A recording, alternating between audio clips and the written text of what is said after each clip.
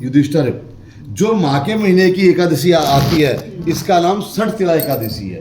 इसमें 6 कार्य तिल से करने होते हैं। जल में तिल डाल के स्नान करना चाहिए, तिल का ही तेल लगाना चाहिए, तिल से ही भगवान की जोत लगानी चाहिए, तिल से ही हवन करना चाहिए, और जल में डाल करके तिलांजलि भी तिल से ही देनी चाहिए, तिल का ही भोजन करना चाहिए और तिल का ही दान करना चाहिए।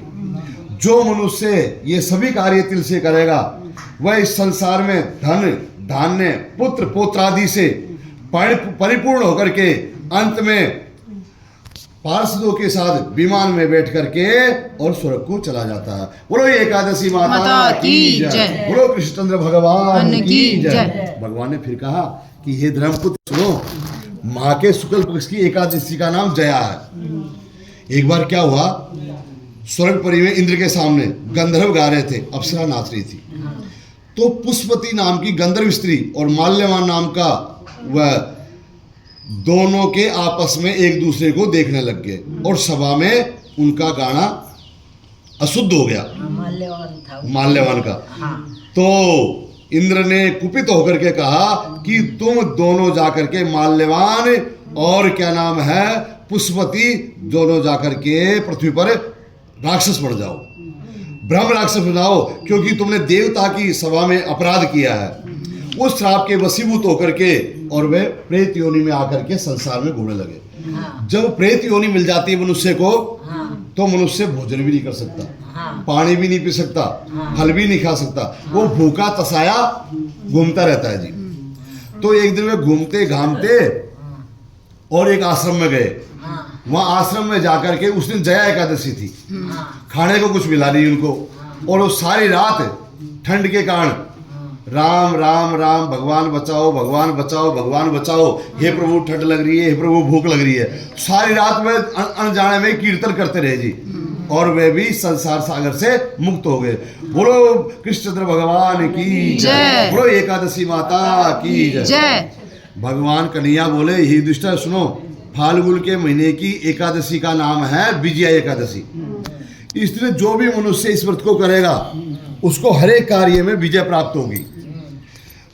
धन में, मन में, काम में, घर में, व्यापार में, सब जगह उसको विजय की प्राप्ति होगी। इसी एकादशी के प्रभाव से राम जी ने रावण को मार करके और रावण पर विजय प्राप्त की थी।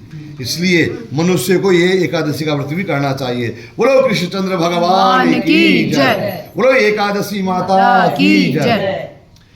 भगवान बोले, हे युधिष्ठिर सुनो, फाल्गुन के महीने की एकादशी का नाम है आमला एकादशी। ये एकादशी का श्रेष्ठ महात्म्य होता है, क्योंकि शास्त्रों में ये विधान है कि आवड़ा एक ही रात में पक जाता है पूरा। इस एकादशी के प्रभाव से पूरे क्या नाम है आंवला, जितना भी वृक्ष होते हैं आंवले के संसार में, एक पेड़ के आंवले एक ही रात में पूर्ण पक जाते हैं जी। हाँ, ये आंवला जी। और इससे मनुष्य के सारे पाप भी नष्ट हो जाते हैं। एक बार वशिष्ठ ऋषि ने कहा कि देखिए, वैश्य नाम की नगरी में चंद्रवंशी राजा राज करता था। वह बड़ा ही धर्मात्मा था और उसकी पत्नी भी धर्मात्मा थी। बालक से लेकर के वृद्ध तक सभी आमल का एकादशी का व्रत करते थे। मंदिरों में कीर्तन होता था। परंतु क्या हुआ, एक दिन एक शिकारी जो हमेशा जीव हत्या करता था, वह भी कहीं उसको सोने का ठहरने का स्थान नहीं मिला और वह भी उस मंदिर के कोने में आकर के बैठ गया। उस शिकारी ने तो कुछ खाया पिया और भगवान का कीर्तन हो रहा था तो वो भी वहां बैठा रहा। तो भगवान का नाम उसकी कान में जाता रहा और वो भगवान के सारा कीर्तन सुनता रहा, भगवान के भजन। तो क्या हुआ, उसके प्रभाव से वह, उसकी आत्मा और उसके कर्म शुद्ध हो गए और वह अपने घर गया। और जाकर के जैसे उसने अपने घर में भोजन किया दूसरे दिन, और वो संसार से सुरक्षित हार गया। दूसरे जन्म में एकादशी के व्रत के प्रभाव से वह राजा बना और इतना बढ़िया राजा बना कि रोजाना गरीबों को दान देता, गौशाला में दान देता, मंदिरों में दान देता और माता पिता और वृद्धजनों की खूब सेवा करता था। एक दिन वह शिकार खेलने जंगल में चला गया। शिकार खेलने वो चला गया तो उसने मन में विचार किया नहीं और उसने जाकर के मलेच्छों को मार दिया, दंड दे दिया म्लेच्छों को। तो म्लेच्छों के मारने के पश्चात राजा के शरीर से सुंदर कन्या उत्पन्न हुई और उस सुंदर कन्या का नाम था आमलका एकादशी। और वह कन्या प्रसन्न होकर के और सभी म्लेच्छों को उसने और बचे कुछ म्लेच्छों को मार दिया और वह कन्या अंतर्ध्यान हो गई। राजा ने मन विचार किया कि जो मेरे शरीर से उत्पन्न हुई है ये कौन है, और बाकी सभी मलेच्छों को इसने मार दिया, तो मैं क्या करूं, कौन देवी थी ये, इसके बारे में जानना चाहता हूं। उसी समय आकाशवाणी हुई कि हे राजन, तुम्हारे सत्कर्मों की रक्षा के लिए और इन मलेच्छों को मारने के लिए आमला एकादशी का प्रभाव विष्णु भगवान की कृपा से तुम्हारे शरीर से हुआ है। इसलिए जो भी कोई मनुष्य आमला एकादशी का व्रत पूजन करेगा, संसार की सारी विपत्तियां और सारे दुख भगवान उसके दूर कर देते हैं। बोलो कृष्णचंद्र भगवान की जय, बोलो आंवला सिटी एकादशी माता की जय। कन्हैया बोले कि हे युधिष्ठिर, चैत के महीने की नाम का है, एकादशी का नाम है पाप विमोचनी। जो भी मनुष्य गलती से जाने में अनजाने में, रात में दिन में, सोते समय, खाते समय, बोलते समय जो भी पाप होते हैं, उन पापों से ये एकादशी मुक्त कर देती है। एक बार मानधाता राजा ने पूछा लोमस ऋषि से कि प्रभु आप मुझे बताइए कि ये तपस्या करने से क्या प्रभाव पड़ता है और किस प्रकार के पाप दूर होते हैं।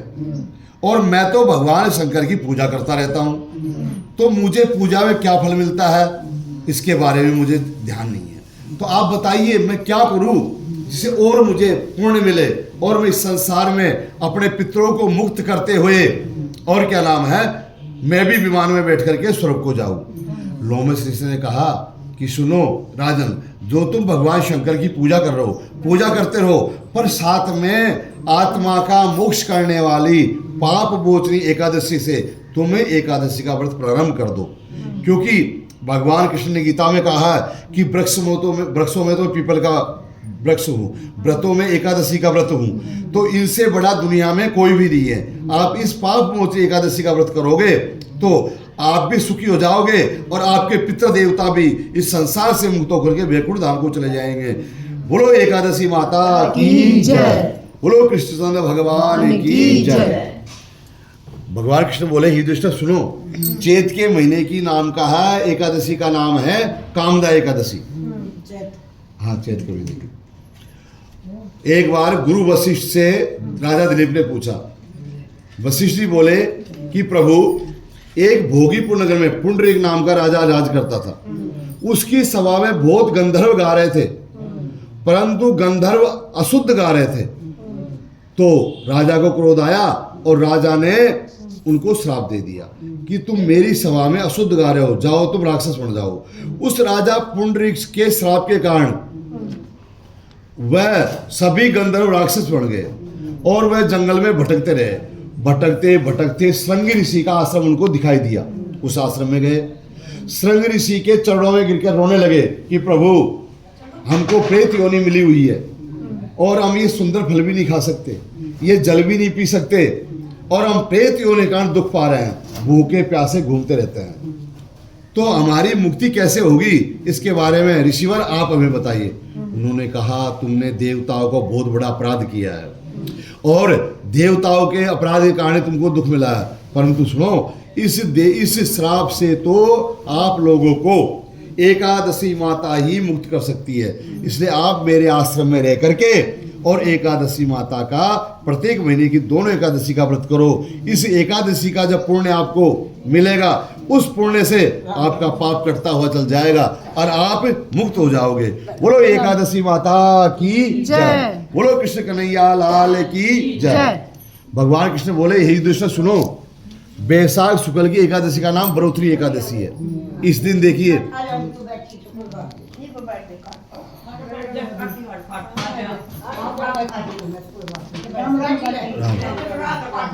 देखो, भूमि के दान से बड़ा दान है तिल का दान, तिल से बड़ा सोने का दान है जी, और सोने से बड़ा अन्नदान है, और अन्नदान से बड़ा कन्यादान है, और कन्यादान से बड़ा बरोथरी एकादशी का व्रत है। क्योंकि जो कोई सूर्य ग्रहण के समय सोने का दान करता है, वह दान का प्रभाव बढ़ोतरी एकादशी का व्रत करने से मिल जाता है। इसलिए सभी मनुष्यों को चाहिए कि दशमी के दिन थोड़ा भोजन करे, फिर एकादशी का व्रत करे और एकादशी के व्रत के पश्चात द्वादशी को चावल और अन्न का दान करे और वो दान करने के पश्चात फिर भोजन करे। इस विधि से जो कोई बढ़ोतरी एकादशी का व्रत करेगा उसके हजारों गुणा भूमि दान से भी ज्यादा पुण्य प्राप्त हो जाता है। बोलो कृष्णचंद्र भगवान की जय। भगवान कृष्ण बोले कि हे धर्मपुत्र, वैशाख शुक्ल पक्ष की एकादशी का नाम है मोहिनी एकादशी है। वशिष्ठ जी ने कहा कि एक भद्रावती नगरी थी, वहां का राजा राज करता था धनपाल, पर उसी नगरी में जो उनके उस व्यापारी के 5 पुत्र थे, उनमें से बड़ा पुत्र महापापी था, जुआ खेलता, दारू पीता था, नीच कर्म करता था और माँ बाप की सेवा भी नहीं करता था। तो उसके क्या नाम है, एक दिन राजा के सिपाहियों ने पकड़ करके और उसको अपने नगर से बाहर निकाल दिया। वह एक दिन जब जंगल में खाने को कुछ नहीं मिला उसको, तो घूमता घूमता कोटन्य ऋषि के आश्रम में पहुंचा और ऋषि के चरणों में बैठे कहने लगा, प्रभु मैंने बहुत पाप किए हैं और इन पापों से मेरी कैसे मुक्ति होगी, क्योंकि मैंने जीवन में माता पिता की सेवा भी नहीं की, गाय को अन्न का टुकड़ा भी नहीं खिलाया, कुत्ते को भी मैंने भोजन नहीं करवाया, यहाँ तक कि श्राद्धों में काग को भी मैंने भोजन नहीं करवाया, तो मेरी मुक्ति कैसे होगी। जैसे ही मैंने आपके आश्रम में कदम रखा, इस आपके आश्रम में आते ही मुझे ज्ञान हो गया कि मैंने तो सारे जीवन पाप ही पाप किया है। माता पिता की सेवा भी नहीं की, गौ माता की भी सेवा नहीं की और गरीबों की सेवा नहीं की, मैंने तो लोगों को लूटा ही लूटा है। अब मेरी मुक्ति कैसे होगी प्रभु बताइए, मैं आपकी शरण में आ गया हूँ, मैं पापी हूँ, अज्ञानी हूँ, मेरे पाप को आप ही दूर कर सकते हो। ऋषि बोले कि इस आश्रम में तपस्या के प्रभाव से आपको ज्ञान हो गया, तो आप आश्रम में रहकर ही एकादशी का व्रत करो और एकादशी का व्रत करने से ही आपकी मुक्ति हो जाएगी। बोलो कृष्णचंद्र भगवान की जय, बोलो एकादशी माता की जय। फिर भगवान कृष्ण बोले, हे दुष्ट सुनो, जेठ के महीने की नाम का एकादशी का नाम है अपरा एकादशी। जो अपने माता पिता की सेवा नहीं करता, अपने बहन बुआओं का सम्मान नहीं करता और एकादशी का व्रत नहीं करता, ऐसा मनुष्य नरक में जाता है। क्योंकि देखिए, संसार सागर है अगर माता पिता एक नाव है, जिसने भी की सेवा प्रेम से उसका तो बेड़ा पार है। जिसने दुखाई आत्मा उसकी नैया मझधार है, माता पिता परमात्मा मिलने न दूजी बार है। संसार में सारी चीज दोबारा मिल सकती है, माँ बाप दोबारा नहीं मिल सकते। और जिसने माँ बाप की सेवा नहीं की वह मनुष्य नरक में जाता है। तो इसलिए जो मनुष्य से माँ बाप की सेवा नहीं की जिसने, और माँ बाप उसके परलोक चले गए हैं, तो अब माँ बाप की सेवा कर नहीं सकता, तो उस दोष को दूर करने के लिए उसको इस एकादशी का व्रत करने से भी मुक्ति हो जाती है। बोलो विष्णु भगवान की जय। जेठ के महीने की निर्जला एकादशी। एक बार व्यास जी बैठे हुए थे, भीम वहाँ पे गए और बोले, हे पिताश्री आप बताइए मुझे कि सभी मेरे 5 भाई एकादशी का व्रत कर रहे हैं और मेरे पे एकादशी का व्रत होता नहीं है साल भर तक, तो प्रभु मैं तो पापी हूँ, ये सब तो इस संसार सागर से मुक्त हो जाएंगे, परंतु मेरे पेट में तो अग्नि जलती रहती है, मुझे तो बिगर खाने का रहा ही नहीं जाता। अब आप मुझे बताइए कि मेरे सारे भाई मुक्त हो जाएंगे और मैं इस संसार में पाप भोगूंगा, तो बताइए इस मेरे दुख का कारण बताइए, कि ऐसा उपाय बताइए कि मुझे भूखा भी नहीं रहना पड़े और मेरी मुक्ति भी हो जाए। तो व्यास देव जी बोले कि हे भीम सुनो, अगर तुम्हारे मन में श्रद्धा है तो तुम एक एकादशी जेठ की निर्जला एकादशी का व्रत करो, जो 24 एकादशियों के पुण्य को देने वाली है। उसने भीम ने कहा कि हे तात श्री मैं अवश्य करूँगा। तो भीम ने भी निर्जला एकादशी का व्रत किया। तो व्रत करने की जब तैयारी करी तो उसने व्यास देव से बोला कि प्रभु मुझे प्यास लग रही है, मैं कैसे जल पीऊँ। उन्होंने कहा जल नहीं पीना, आपको गूठे के और तजनी के बीच में जो गड्ढा होता है ये, इसमें जल भर के एक बार पीना होता है, 1-2 बूंद। उन्होंने कहा मैं मर जाऊंगा। बोला भगवान पे भरोसा रखो, आप मरोगे नहीं, इतना ही जल पीना है। तो मेरे को तो बार बार भूख लगती है, प्रभु क्या करूं? बोला तुम आंख बंद करके आसन पे बैठ जाओ और ओम नमो भगवते वासुदेवाय इसका जाप करते रहो, तो भगवान आपको हिम्मत देगा और आपके पापों से मुक्त हो जाओगे और आपका 24 एकादशी का पुण्य भी मिल जाएगा। तो भीम ने वैसा ही किया, नेत्र बंद करके ओम नमो भगवते वासुदेव का जाप करता रहा और सारे दिन वो बैठा रहा भगवान के सामने। और जैसे ही उसने एकादशी का व्रत किया, वह भी 5 पांडवों के साथ में इस संसार से मुक्त होकर के वैकुंठ धाम को चला गया। बोलो एकादशी माता की जय, बोलो विष्णु भगवान की जय। भगवान कृष्ण बोले कि हे धर्मात्मा युधिष्ठिर, आषाढ़ के महीने की एकादशी का नाम है योगिनी एकादशी। अलकापुरी नगरी में भगवान शंकर के भक्त रहते थे कुबेर जी, और कुबेर है जी रावण का भाई, और भगवान शंकर ने इसको खजाने का मालिक बना दिया। तो लक्ष्मी पूजन जो सभी करते हैं दिवाली के दिन, जो कुबेर का पूजन नहीं करते उनका खजाना भरता नहीं है जी कभी। इसलिए लक्ष्मी पूजन वाले दिन कुबेर जी का पूजन भी करना चाहिए। तो भगवान शंकर ने कुबेर को धन का मालिक बना दिया और उनको कुबेर को कैलाश के साथ में ही राज्य दे दिया। तो कुबेर क्या करता था, रोजाना भगवान शंकर के ऊपर 1111 फूल रोज चढ़ाता था। उसका नियम कई सालों से चल रहा था। जो माली उसके पुष्प लेकर आया करता था, उसकी नई नई शादी हो गई। और माली ने क्या सोचा कि राजा कौन सा, कुबेर राजा कौन सा पुष्प गिनेगा, वो एक फूल लेकर के कम लेकर के आ गया। तो राजा मंत्र बोल करके एक एक फूल भगवान शंकर पे चढ़ाता रहा। जब 1110 फूल चढ़ गए, एक फूल कम पड़ गया। कुबेर ने क्या किया कि अपनी आंख को भगवान शंकर के ऊपर चढ़ा दिया।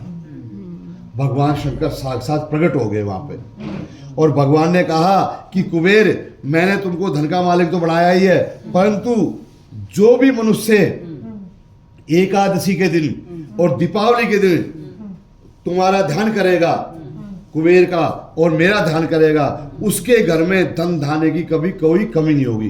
दूध पूत और धन धान्य से उसका घर परिपूर्ण रहेगा। भगवान शंकर आशीर्वाद दे करके कुबेर को और अंतर ध्यान हो गए। कुबेर पूजा से उठा और कुबेर ने उस माली को श्राप दे दिया कि जा दुष्ट, तूने मेरे इष्ट देव की पूजा में भंग डालने के लिए, बाधा पहुंचाने के लिए, मेरी पूजा को खंडित करने के लिए फूल कम लेकर आया। जा मूर्ख, तू पृथ्वी पर जाकर के कोढ़ी हो जा। वो अपनी पत्नी सहित और यहाँ अपनी पृथ्वीलोक पर जन्म ले लिया और कोढ़ी हो गए जी। उनके कोडों में से राद मवाद सब निकलती रहती, न खा सकते, न पै सकते, और न सो सकते, न आराम कर सकते, और हमेशा दुखी रहते। दुखी होते होते दोनों पति पत्नी उत्तराखंड में गए और देवप्रयाग पहुंच गए। और देवप्रयाग में जाकर देखा कि एक किसी ऋषि का आश्रम था। वो डरते डरते आश्रम के अंदर गए। वहां पर मधुमक्खियां भिड़भिड़ा रही थी। जैसे ही मक्खियों ने राद मवाद और खून देखा, मक्खियां उनके ऊपर टूट पड़ी। वो जोर से चिल्लाने लग गए। तो मार्कंडे मुनि ने आवाज सुनी, मुनि आए मार्कंडे, उन्होंने मंत्र बोले, मक्खियों को दूर किया और उनको बिठाया, दोनों पति पत्नी को, और उनसे कहने लगे कि तुम इतने दुखी क्यों हो। उन्होंने कहा प्रभु आप अंतर्यामी है, आप हमारे बारे में सब जान सकते हो। मार्कंडे मुनि ने ध्यान लगाया और देखा इन्होंने तो भगवान शंकर का बहुत बड़ा अपराध किया है और कुबेर ने इनको श्राप दिया है। तो उन्होंने कहा कि सुनो हेम माली, तुम दोनों ने भगवान शंकर की पूजा में बहुत भयंकर अपराध किया है। तुम एक फूल कम लेके गए, उसके कारण तुमको श्राप मिल गया। अब इस श्राप से तो तुमको एकादशी का व्रत ही मुक्त कर सकता है। उन्होंने आश्रम में रहे वो, और उन्होंने एकादशी का व्रत किया, और वह भी संसार सागर से मुक्त होकर के वैकुंठ को चले गए। बोलो एकादशी माता की जय, बोलो कृष्णचंद्र भगवान की जय।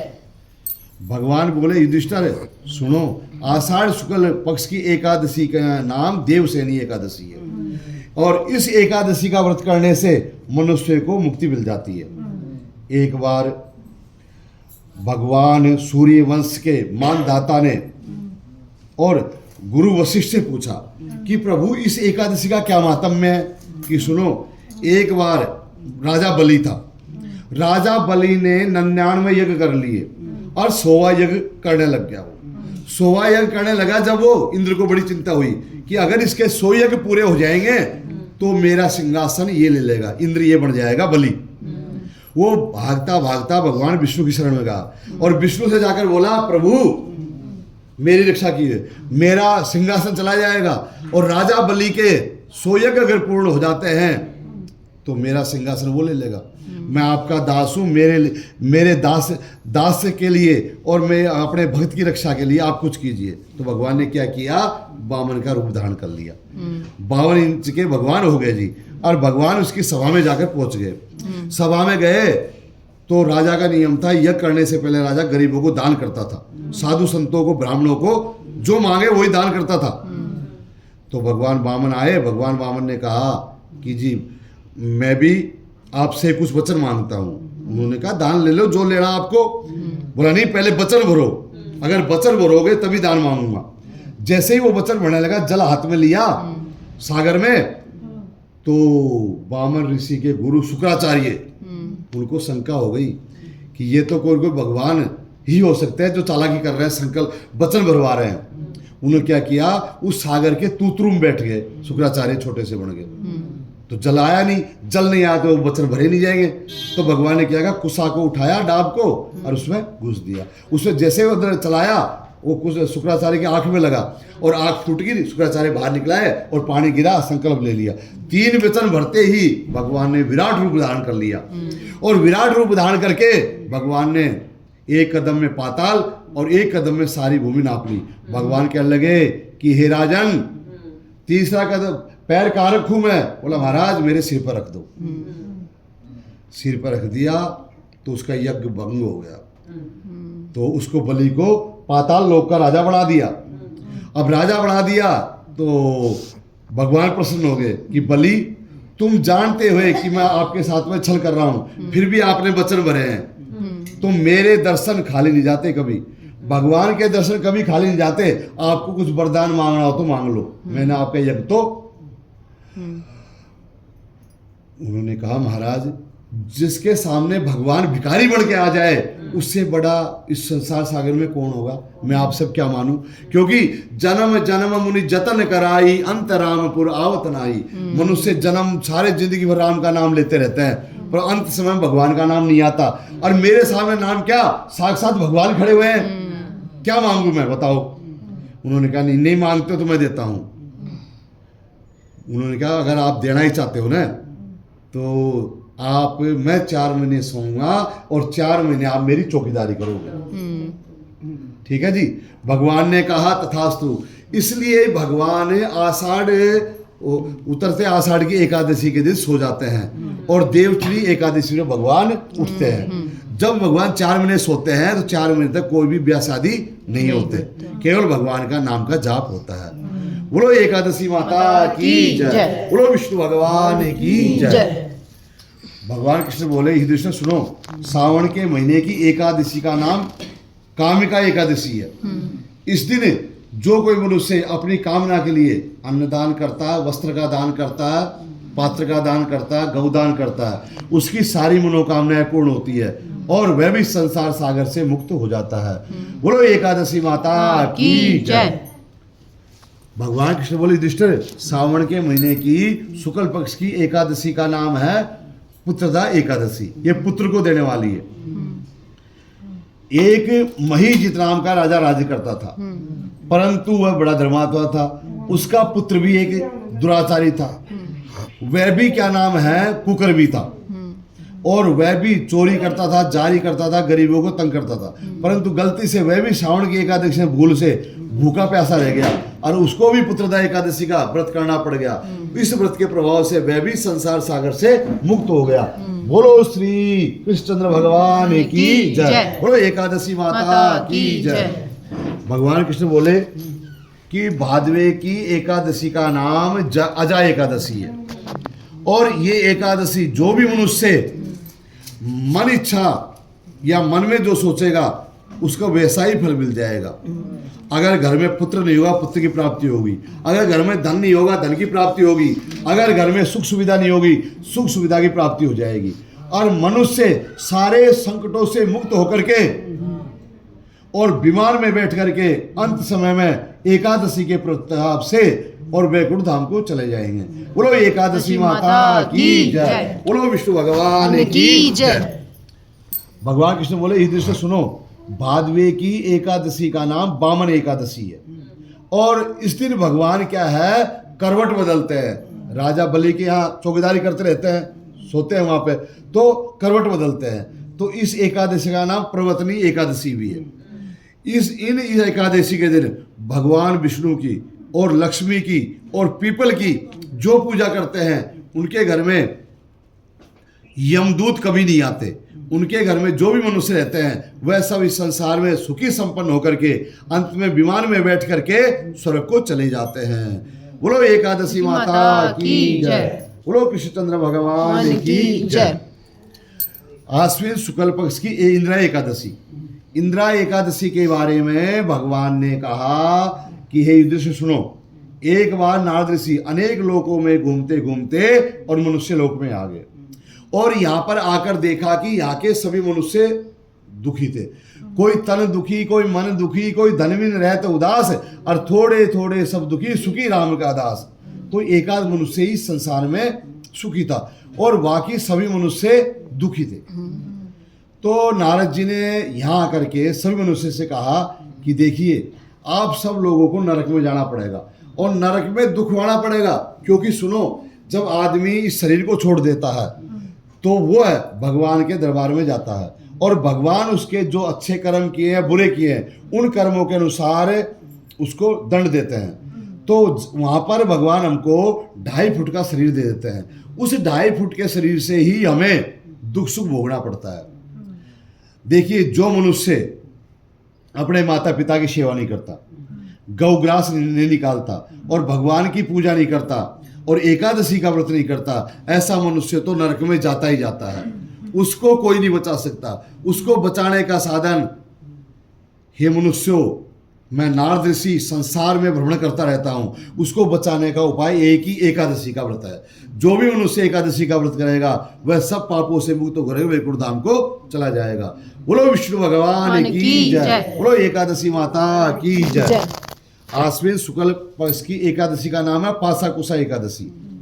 ये पासा कुसा का एकादशी का अर्थ होता है कि यम पास से काटना।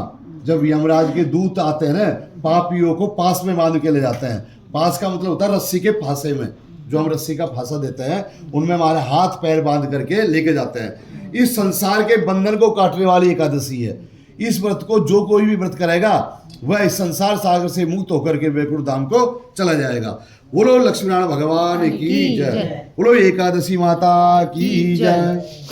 भगवान कृष्ण बोले युधिष्ठिर, कार्तिक के महीने की एकादशी का नाम रमा एकादशी है और रमा एकादशी बहुत पुण्य को देने वाली है। एक बार एक मुचकंद नाम का राजा था, उसकी कन्या का नाम था चंद्रभागा और चंद्रभागा का विवाह कर दिया शोभन नाम के राजकुमार के साथ में। परंतु वह शोभन इतना कमजोर था कि उसके शरीर में ताकत ही नहीं थी। वह दोनों, चंद्रभागा और शोभन दोनों, अपने पिता से मिलने के लिए आ गए जी। और उस दिन एकादशी का व्रत हो गया। तो राजा का नियम था कि राजा भी व्रत करता था और सारी प्रजा भी व्रत करती थी, तो उन दोनों को भी व्रत रहना पड़ा। तो राजा के दामाद ने अपनी पत्नी से कहा कि अगर भारिया मैंने व्रत किया ना तो मेरे तो राम नाम सत्य हो जाएगा। तो उनकी बेटी बोली राजा की कि मेरे पिता का ये संकल्प है कि जो भी हमारी नगरी में रहेगा उसको व्रत तो करना ही पड़ेगा। तो प्रभु आपको व्रत तो करना ही पड़ेगा। उन्होंने व्रत कर लिया जी। और व्रत किया तो ऐसा व्रत किया कि उनके प्राण पखेरु वास्तव में ही उड़ गए जी। वह जब क्या नाम है, उनके प्राण पखेरु उड़ गए और वह उनकी कन्या विधवा हो गई। राजा को बहुत दुख हुआ। राजा ने मन में विचार किया कि एकादशी के व्रत से मेरा अहित हो गया। ये अहित कैसे हुआ? भगवान ऐसा कभी करते नहीं है। परंतु इसमें भगवान ने कुछ को अच्छा ही किया होगा। और अपनी पुत्री को उन्होंने कहा, बेटा तुम मेरे राज्य में रहो, तुमको किसी प्रकार की कोई परेशानी नहीं होगी। तो उनके राज्य का ही एक ब्राह्मण, मुचकंद राजा के राज्य का एक ब्राह्मण सोम शर्मा तीर्थ यात्रा पे गया हुआ था जी। जब वो पहाड़ों में तीर्थ यात्रा कर रहा था तो एक आश्रम में पहुंचा। आश्रम में पहुंचा तो आश्रम में देखा कि वो राजा का दामाद ही वहां राजा बन के बैठा हुआ है, शोभन नाम का। उसने पहचान लिया। वो ब्राह्मण बोला कि आप हमारे राजा के दामाद तो नहीं हो। उन्होंने कहा, ब्राह्मण देवता आप मुझे कैसे जानते हो? ब्राह्मण ने कहा कि आपकी शादी में विवाह संस्कार मैंने ही करवाया था, आपका फेरे भी मैंने ही करवाए थे आपके, तो मैं आपके चेहरे को अच्छी तरह पहचानता हूं, आप हमारे राजा के दामाद हो। उसने कहा, सही पहचाना आपने, मैं दामाद हूं। बोला, आपको राज्य कैसे मिला? आप तो मर गए थे। ब्राह्मण देवता ने पूछा। उसने कहा राजा के दामाद ने कि उस दिन एकादशी थी और मेरे सारे पाप नष्ट हो गए और भगवान ने मुझे यहाँ का राज्य दे दिया। तो ब्राह्मण बड़ा प्रसन्न हुआ कि हमारे राजा का दामाद हमको मिल गया और हमारी जो राजा की बेटी है वो सुहागणी है। वो प्रसन्न होकर के जल्द जल्द तीर्थ यात्रा करके और वो अपने राजा के पास आया। और राजा के पास आकर के और राजा से कहा, राजन आपका दामाद जिंदा है और वो तो कैलाश पर्वत में पहाड़ों पर राजा बन करके बैठा हुआ है और आपको याद करता है, आप चलो। राजा बड़ा प्रसन्न हुआ, उनकी पत्नी भी बहुत प्रसन्न हुई और राजा अपनी बेटी को ले जा करके वहां गया। और राजा भी एकादशी का बहुत महात्म्य मानते हुए कि एकादशी माता की कृपा से ही मेरे दामाद को राज्य मिला है और मेरा दामाद सुखी है, अपनी पुत्री को वहीं छोड़ करके और दोनों को एकादशी का व्रत का उपदेश दे करके अपने राज्य में चलाया। बोलो एकादशी माता की जय, बोलो विष्णु भगवान की जय। अब कार्तिक शुक्ल पक्ष की देव प्रबोधनी एकादशी है जो इस दिन देवता पाताल लोक से भगवान उठते हैं। राजा बलि के द्वारपाल बनते हैं भगवान, वह उठ करके और उठते हैं। तो भगवान जब उठते हैं तो सारे मनुष्य के संसार के सारे कार्य होने शुरू हो जाते हैं। और इस दिन जो इस एकादशी का व्रत करते हैं वह मनुष्य संसार में दुख संकट और विघ्न बाधा से मुक्त हो जाते हैं और इस संसार में सुख होकर के पुत्र पोत्रादि और सुख शांति के साथ में एकादशी के प्रभाव से दीप दान करते हुए और भगवान का आशीर्वाद प्राप्त करके और मोक्ष को प्राप्त हो जाते हैं। बोलो एकादशी माता की जय। ओम पूर्णमदः पूर्णात् पूर्णमुदच्यते पूर्णस्य पूर्णमादाय पूर्णमेवावशिष्यते।